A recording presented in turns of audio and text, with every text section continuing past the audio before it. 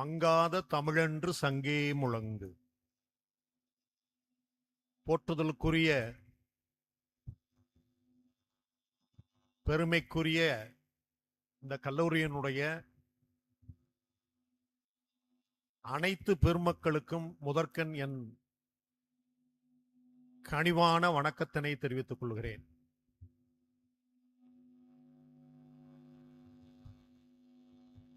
இந்த இனிய நிகழ்ச்சியை இங்கே நீங்கள் பயன்பெறும் விதமாக ஏற்பாடு செய்திருக்கிற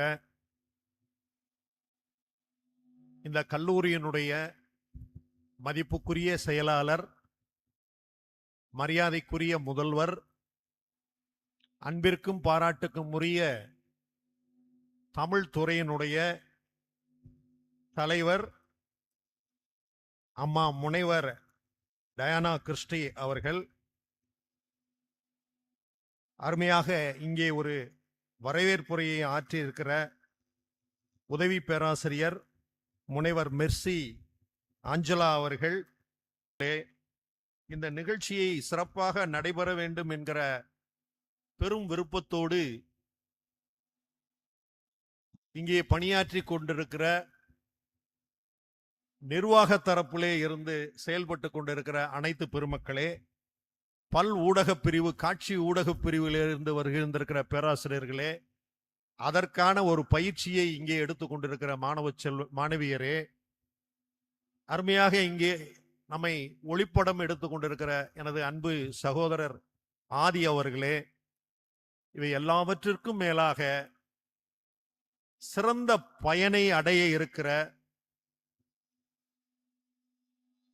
இந்த நாடு எதிர்காலத்திலே விரும்பி வரவேற்கக்கூடிய பெரும்பணியை ஆற்றக்கூடிய எழுச்சிமிக்க மாணவியரே, உங்கள் அனைவருக்கும் எனது நெஞ்சம் நிறைந்த காலை வணக்கம்.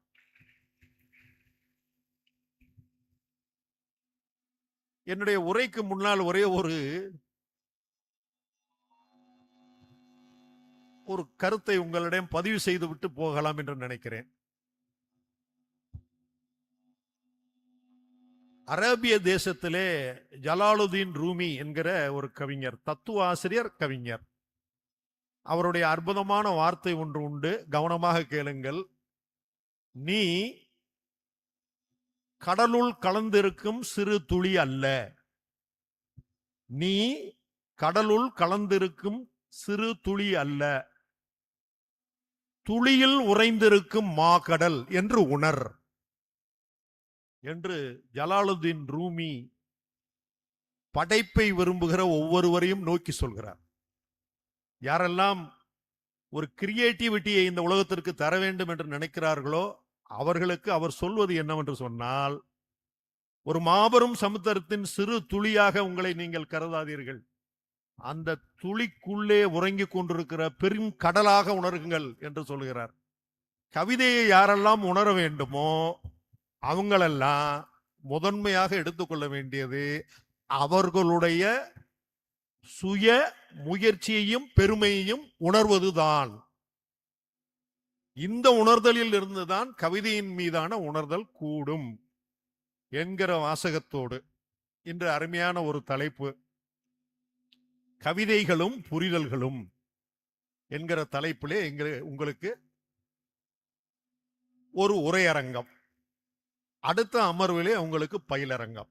அதுல கவிதை எப்படி எழுதுவது, இப்ப சமகாலங்களிலே நவீன கவிதைகள் எல்லாம் வந்துவிட்ட பின்பு அதில் என்ன விதமான இலக்கணங்கள் எல்லாம் கண்டுபிடிக்கப்பட்டு இருக்கின்றன, இன்னும் கண்டுபிடிப்பதற்கான வாய்ப்புகள் என்னவெல்லாம் இருக்கின்றன என்பதை உங்களுக்கு தெளிவாக எடுத்துரைப்பேன். முதல் அமர்வில் கவிதைகளும் புரிதல்களும் என்கிற விதத்திலே உங்கள் மாணவியரே, இப்ப நமக்கு தலைப்பு கவிதைகளும் புரிதல்களும். அருமையான தலைப்பு.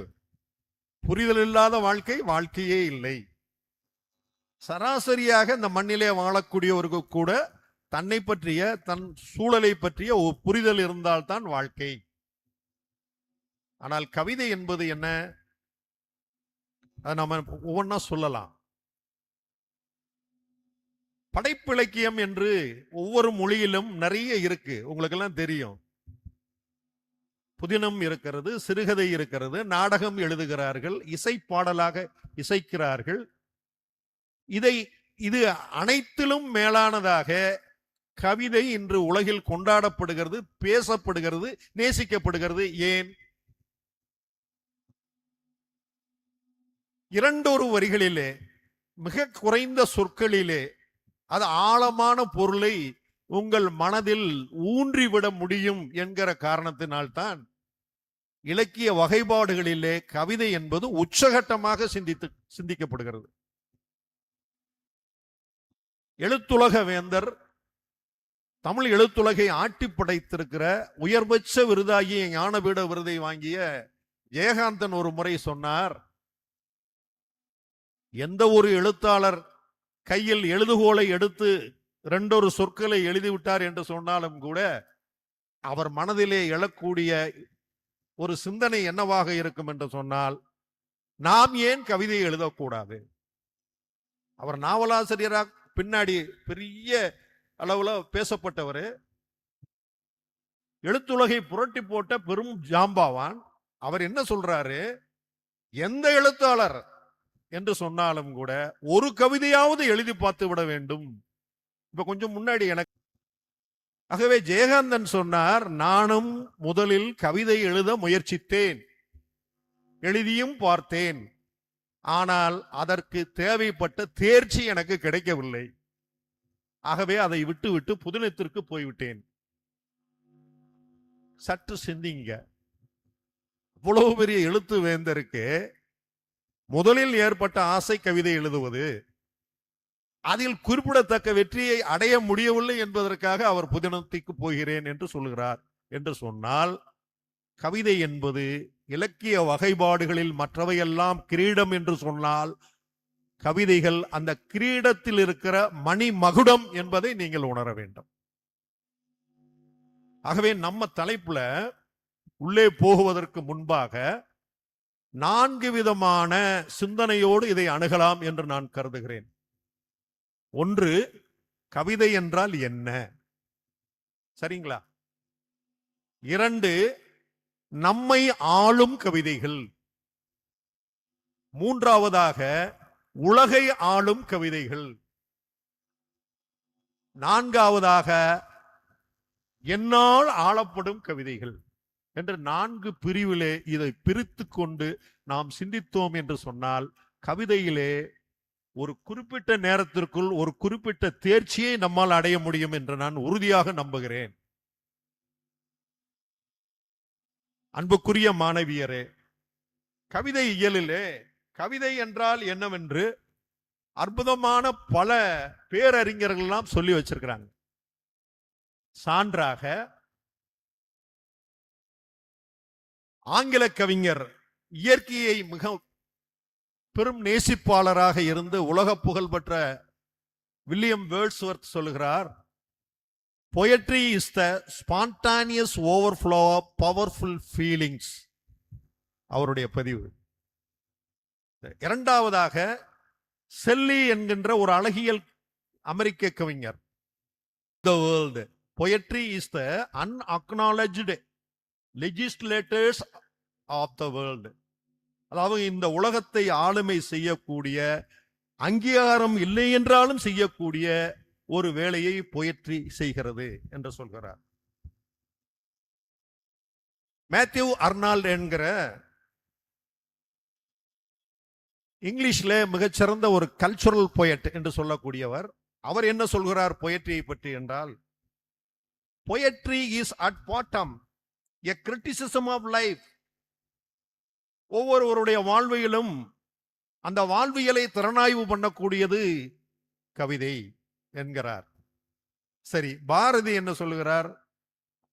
எமக்கு தொழில் கவிதை, நாட்டுக்கு உழைத்தல், இமைப்பொழுதும் சோராதிருத்தல். இது என்னங்க கவிதையை தொழில்னு சொல்றாரே அப்படின்னு நீங்க கேட்கலாம். இதில் தொழில் என்பது தொழிற்படுதர். நான் எப்போதும் தொழிற்பட்டு கொண்டே இருக்கிறேன், செயல்பட்டு கொண்டே இருக்கிறேன் என்ற அர்த்தம். பெரும் பேராசிரியர்கள், உங்களுக்கெல்லாம் தெரியும், எமக்கு தொழில் கவிதை, நாட்டுக்கு உழைத்தல், இமை பொழுதும் சோராதிருத்தல் என்று கவிதையை பற்றி அவர் பதிவு செய்கிறார்.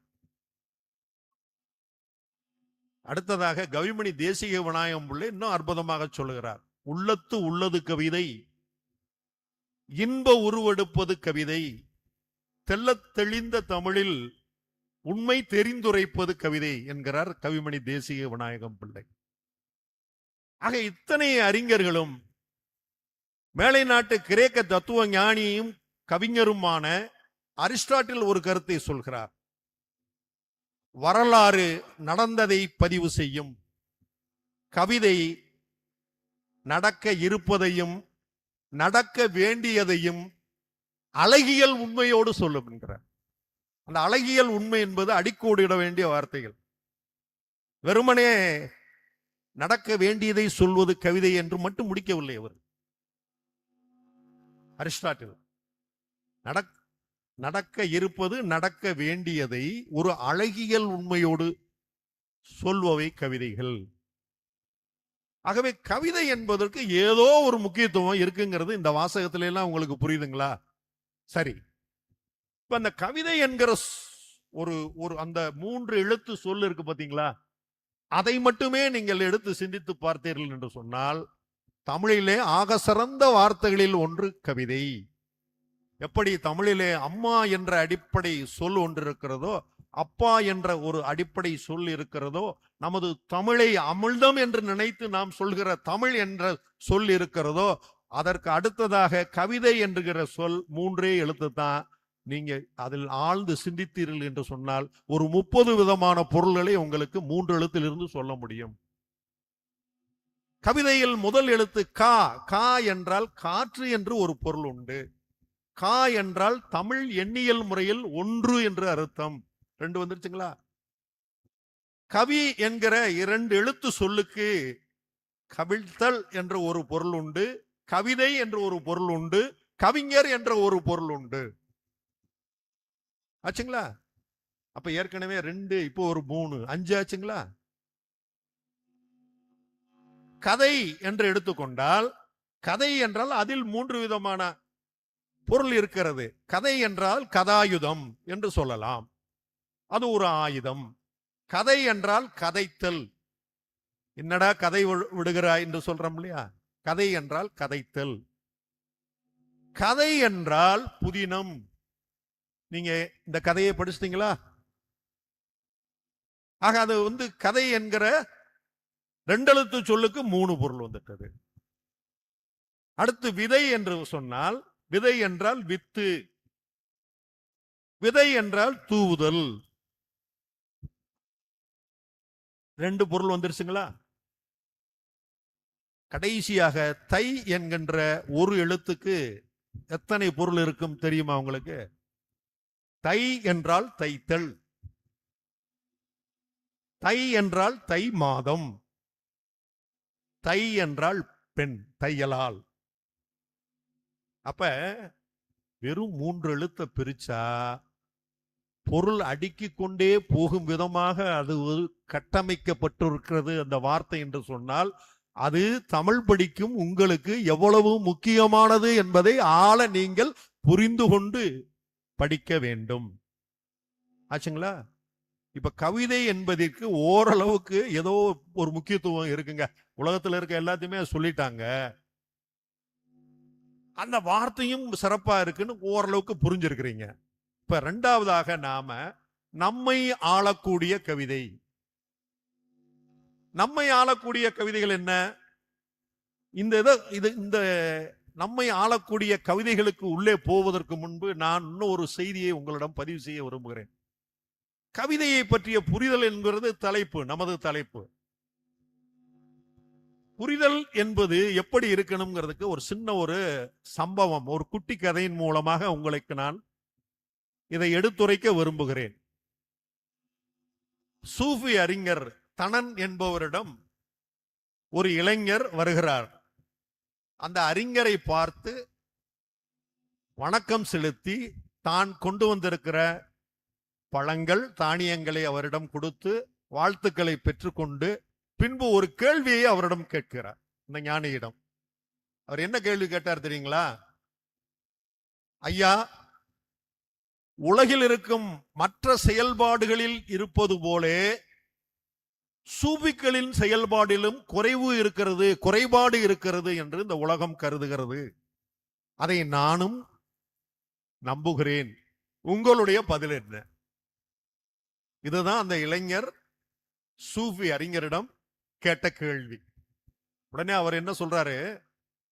தன் கையில் இருக்கிற கற்கள் பதிக்கப்பட்ட ஒரு மோதிரத்தை கழட்டி,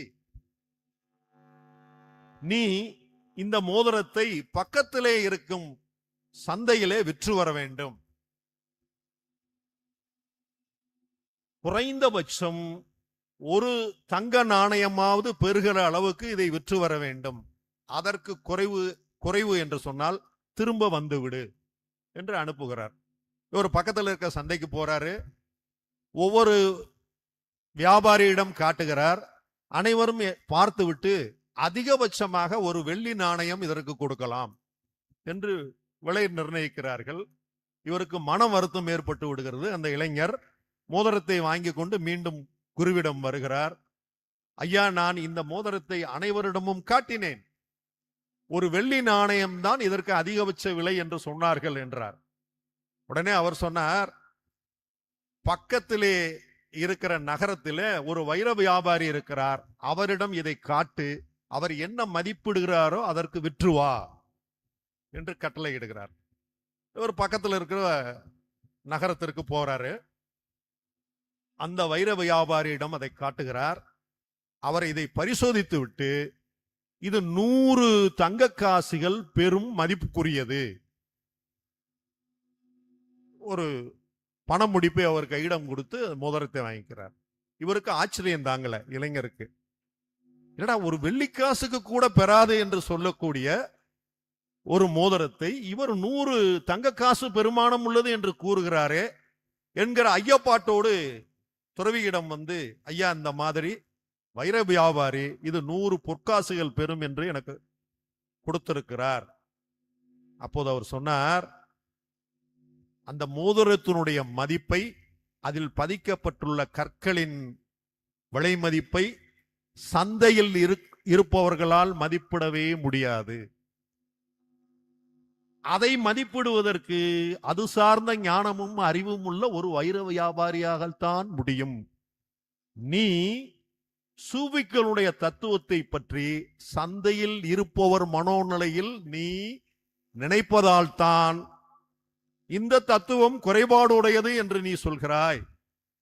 நீ உன்னுடைய குறைபாடை போக்கி ஒரு வைர வியாபாரியினுடைய மனோநிலைக்கு மாறினாய் என்று சொன்னால் உண்மை உனக்கு புரியும். இந்த சிறுகதை நமக்கு எங்க வருது? கவிதையும் கற்கள் பதிக்கப்பட்ட மோதிரம் போன்றவைதான்.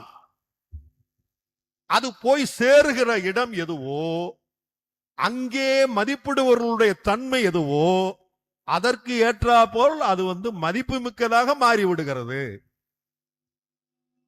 எழுத படிக்க தெரிந்து எழுத்து கூட்டி தினசரியை வாசிக்கிற ஒருவரிடம் ஒரு கவிதையை கொடுத்தா என்ன அங்க ஆகும்?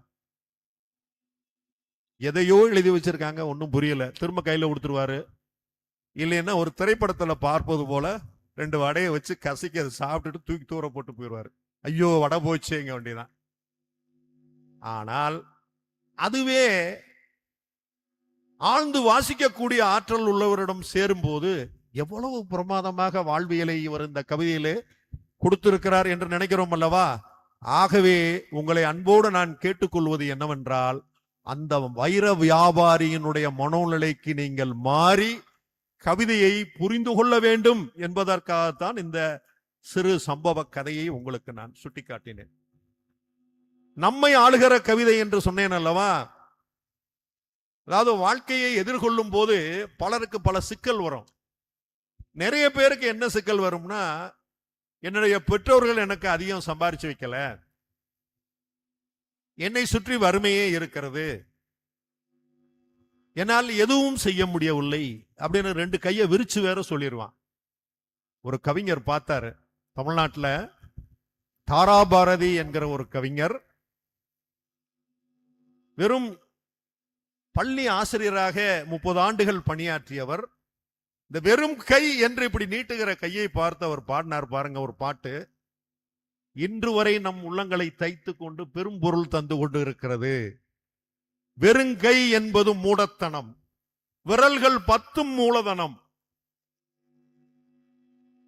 கருங்கல் மழையும் தவிர்த்து விடும், இந்த பூமியும் கையில் உருண்டு வரும். எப்படி சொல்றாரு பாருங்க. வெறும் கை என்பது மூடத்தனம், விரல்கள் 10 மூலதனம். இப்படி மடிச்சு தூக்குனா அது மூலதனம், உழைப்பு. அது என்னை உயர்த்தும். வெறும் கை உயர்த்துதல் மட்டுமல்ல, வாழ்வையும் உயர்த்தும்.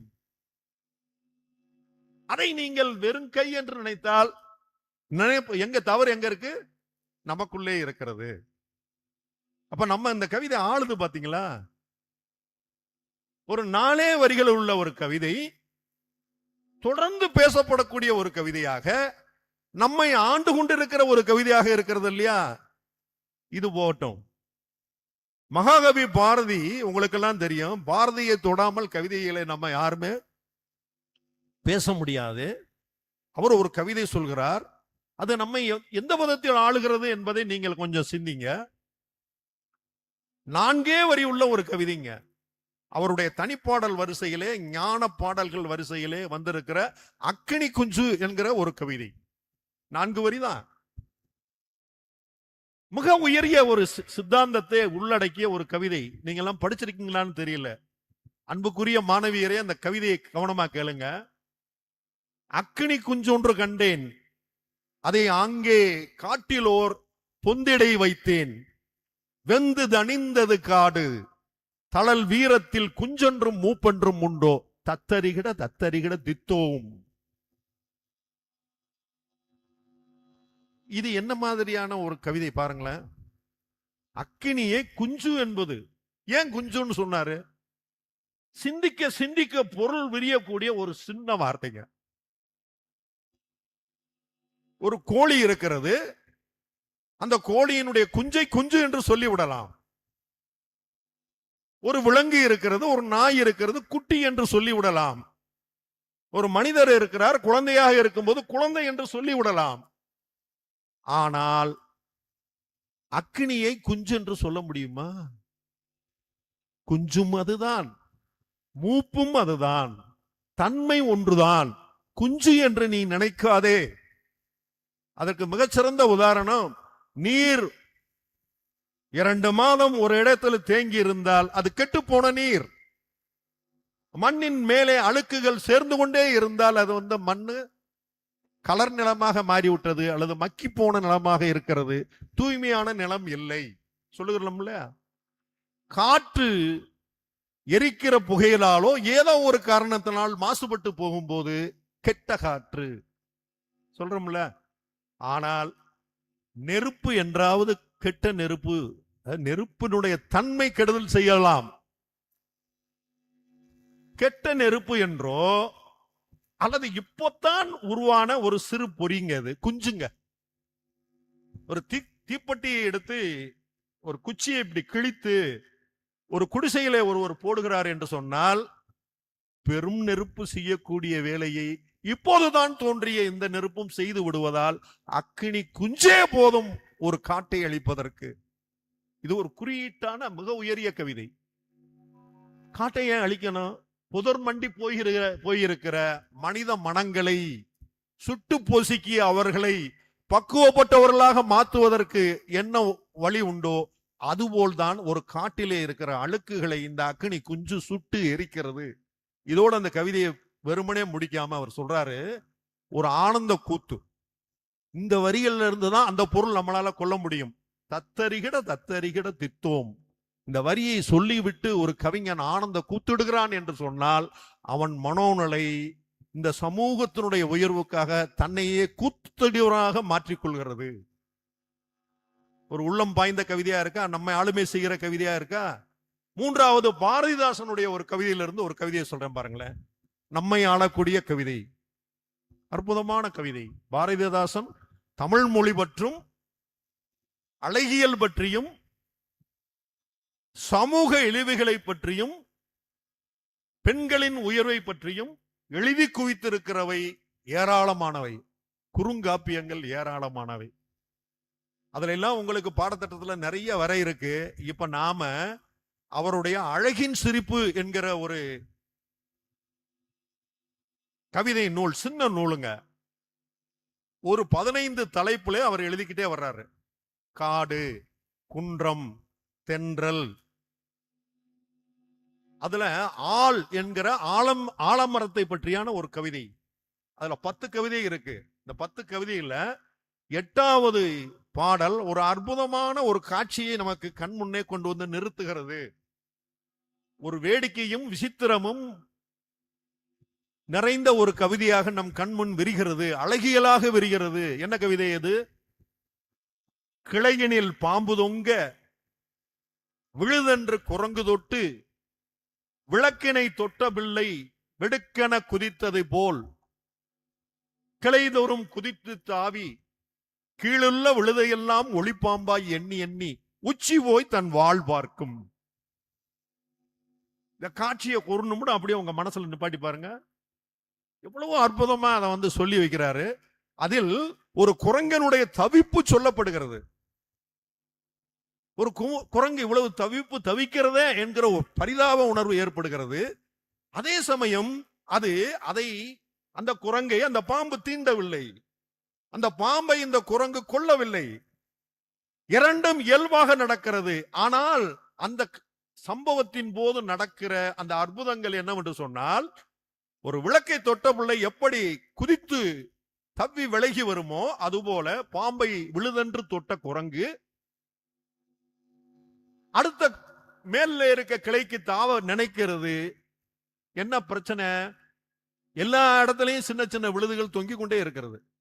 பார்க்கிற ஒவ்வொன்றையும் இது பாம்பா இருக்குமோ, இது பாம்பா இருக்குமோன்ட்டு விட்டு தாவி தாவி உச்சிக்கு போயிருச்சுங்க. உச்சிக்கு போன பின்னாடி என்ன பிரச்சனை? பாதுகாப்பா போயிட்டோம்னு நினைக்கலாம்ல.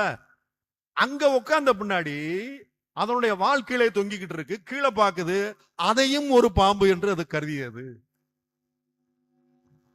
எப்படி ஒரு அழகியலோட, அதாவது பாரதிதாசனுடைய அழகியல்கிட்ட உள்ள போயிட்டா தனி தலைப்பு.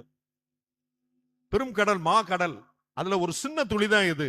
கிளையினில் பாம்பு தொங்க விழுதென்று குளங்கு தொட்டு விளக்கினை தொட்ட பிள்ளை வெடுக்கென குதித்தது போல் கிளைதோறும் குதித்து தாவி கீழுள்ள விழுதையெல்லாம் ஒளிப்பாம்பாய் எண்ணி எண்ணி உச்சி போய் தன் வாழ் பார்க்கும். அவர்தான் சொன்னாரு அழகியலை பற்றி சொல்லும் போது, நாரெடுத்து நறுமலரை தொடுப்பாலின் விரல் வளைவில் நாடகத்தை செய்கின்றாள். யாரு? அழகு என்றதை ஒரு பெண்ணாக உருவகிச்சு எப்படி சொல்றாருன்னு பாருங்க. அதுக்குள்ள நீங்க வசப்பட்டு வந்தீங்கன்னா பெரிய விஷயங்கள் உங்களுக்கு காத்துக்கிட்டு இருக்கு. நாரெடுக்கு நறுமலரை தொடுப்பாலின் விரல் வளைவில் நாடகத்தை செய்கின்றாள். அடடே, செந்தோல் புறத்து நிலை கலப்பையுடன் உழவன் செல்லும் புது நடையில் பூரித்தாள். சராசரியாக மற்ற மனிதர்கள் பார்க்கிற அதே பார்வையை ஒரு மாபெரும் கவிஞன் பார்த்தான் என்று சொன்னால், ஒரு அழகியலாக உலகினுடைய அனைத்து மக்களும் ரசிக்கக்கூடியதாக என்றும் மறக்கவியலாததாக ஒரு கவிதையை எப்படி தர முடியுங்கிறது இதுதான் சான்று. இதுல ஒரு விசேடம் என்னவென்று சொன்னால், அழகிய கரங்களாலே அழகிய மலர்களை ஒரு பெண் தொடுத்தாள் என்றால் அது அழகு, அழகு மட்டுமே. அதை ஒரு கலைநயப்படுத்தி நாரெடுத்து நறுமலரை தொடுப்பாலின் விரல் வளைவில் நாடகத்தை செய்கின்றாள் என்று அதை ஒரு ஒரு கலைநயப்படுத்துகிற போது அழகு அழகியலாக மாறிவிடுகிறது. அழகு என்பது புற அழகை குறிக்கலாம், நாம் காணுகிற பொருளின் மீது இருக்கிற ஒரு ஈர்ப்பை குறிக்கலாம். ஆனால் அது கருத்தியலாக வரும்போது அழகு என்பது அழகியலாக மாறிவிடுகிறது என்பதற்கு ஒப்பற்ற ஓமை பாரதிதாசனுடைய பாடல் தான். அதை நீங்க மனசுல நிறுத்திக்கணும்.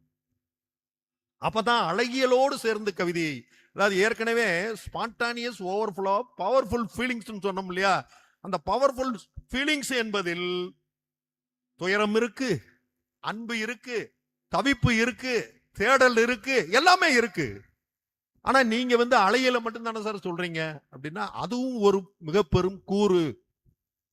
அழகியல் வசப்பட்டவன் மற்றதையும் படுவான். ஏன்னா மனம் கனிந்திருக்கிற மனிதன் எவனோ அவன் முதலில் கவிதை எழுதுவதற்கு முதல் தகுதியை பெற்று விடுகிறான். மனம் கனிந்திருக்கணும்.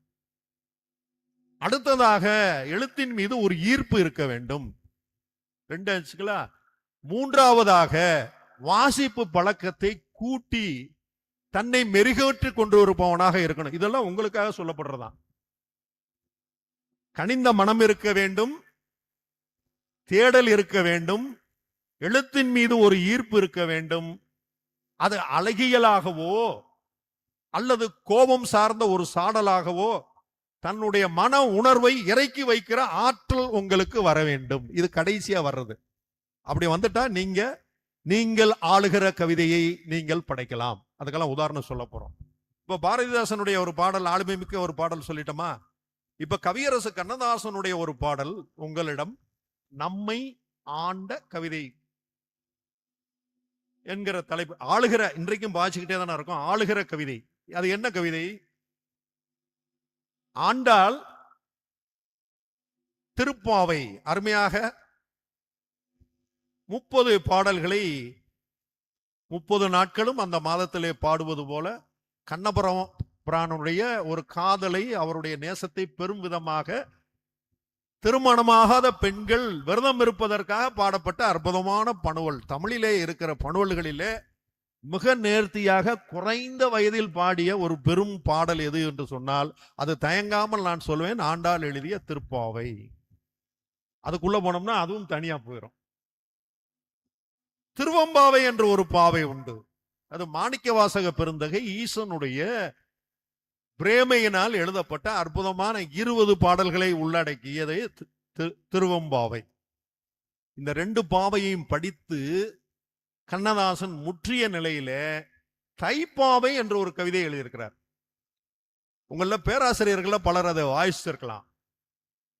நீங்களெல்லாம் வாசித்திருக்கிறீங்களான்னு தெரியாது. உள்ளபடிக்கே அப்படி நீங்கள் வாசித்திருக்கிறீர்கள் என்று சொன்னால் உங்களை காட்டிலும் கொடுத்து வைத்தவர்கள் யாரும் இல்லை என்று அர்த்தம். இப்ப நான் சொல்றேன், அவசியம் இந்த கருத்தரங்கம் முடிஞ்ச உடனே இந்த புத்தகத்தை தேடி பிடிச்சு, நியூ செஞ்சுரி புக் ஹவுஸ்ல இருக்கு, பிரபலமான எல்லா புத்தக கடையிலையும் இருக்கு, கட்டாயம் அதை வாசிச்சு பாருங்க. அதுல இந்த தைப்பாவையில அவர் என்ன சொல்லுகிறார்? தை மாதத்தினுடைய பெருமையை அந்த 30 நாட்களை 30 பாடல்களிலே அற்புதமாக பாடி வைத்திருக்கிறார். சந்த கவிதையிலே களி விருத்தம் என்கிற ஒரு புதிய நடையிலே இனிய ஓசையோடு பாடியிருக்கிறார். அது மட்டுமல்ல, தமிழருடைய பண்பாட்டு நாகரிகம் தையினுடைய சிறப்பு விளங்க விளங்க அதனை பாடியிருக்கிறார். அதுக்கு என்ன சான்றுங்கிறதுக்கு என்னுடைய வாழ்க்கையில ஒரு சான்று உங்களுக்கு சொன்னால் எளிதாக புரியும். நான் முதலாக ஒரு 18 அல்லது 20 வருடங்களுக்கு முன்பு இந்த தைப்பாவை என்கிற புத்தகத்தை நியூ செஞ்சுரி புத்தக மேலக்கோவரவாசலில் இருக்கிற அந்த புத்தக கடையிலே அதை வாங்குகிறேன். இது நீண்ட நாளாக நான் வாசிக்க வேண்டும் என்று ஆசைப்பட்ட நூலாயிற்றே, இதை வாசிப்போம் அப்படின்னு வாங்குறேன். வாங்கிட்டு பெரியார் பேருந்து நிலையம் போவதற்கு முன் என் மனம் என்னை அரிக்கிறது. இப்பயே அது ஓரத்துல எங்கேயாவது நின்று மணிக்கு படிக்கலாமா, என்ன இருக்குன்னு பார்க்கலாமா?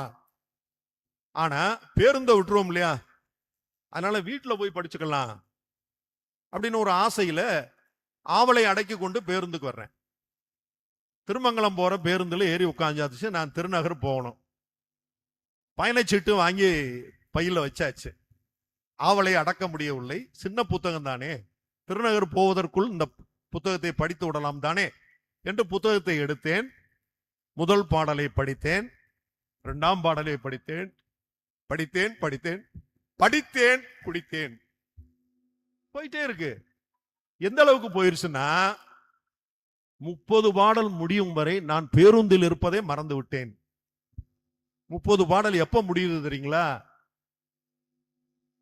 கூத்தியார் உண்டு தாண்டி கப்பலூருக்கிட்ட அதை போய்கிட்டு இருக்கு அந்த வண்டி.